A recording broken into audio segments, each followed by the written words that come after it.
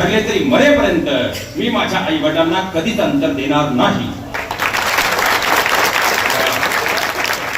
दुसरं वचन याला काळी असे म्हणतात.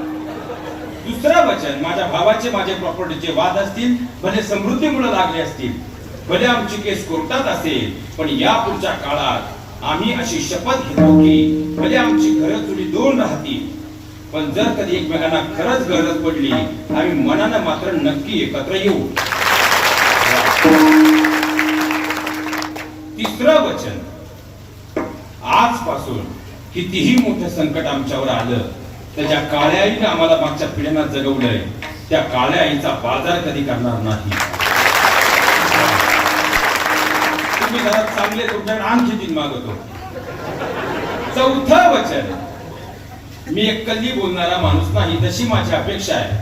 माझ्या आई वडिलांना, माझ्या बायकोला तिच्या आई वडिलांचा दर्जा द्यावा, त्याप्रमाणे उद्या माझ्या सासऱ्यांना माझी गरज पडली तर मीही त्यांच्यासाठी मुलाची भूमिका बजावे. ज्यांचं लग्न झालं नाही त्यांनी टाळ्या वाजवल्या, मागचे सगळं दुष्काळ आहे.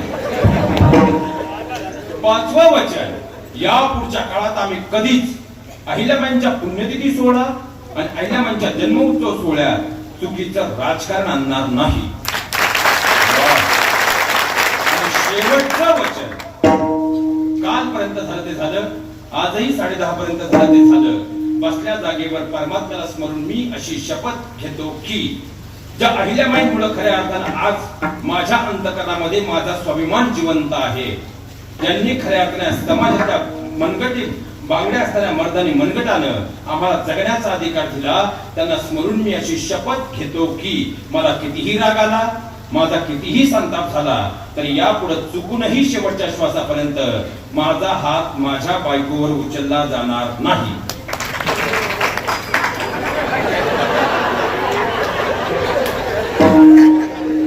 काय त्यांना दोष देत? हा विनोद आहे, हा विनोद आहे.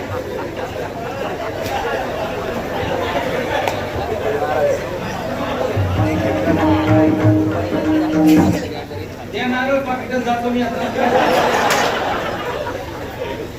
महाराज, हात जोडून विनंती करतो, खऱ्या अर्थानं बोलणं सोपं आहे, पण जोपर्यंत आपण ते आपल्या कर्तृत्वामध्ये उतरत नाही तोपर्यंत आपण अहिल्याबाईंचे वारसदार होण्यास पात्र ठरणार नाही. एवढी अपेक्षा या ठिकाणी व्यक्त करतो. आपलं जीवन आपण तसं घडवावं ही अपेक्षा व्यक्त करतो. खऱ्या अर्थानं दादा मनपूर्वक आपले ऋण या ठिकाणी व्यक्त करतो. आदरणीय आमचे विनयकरी बाबा, आदरणीय आमचे टाळक महर्षी, आदरणीय आमचे सुराकंठ मणी ताड महर्षी,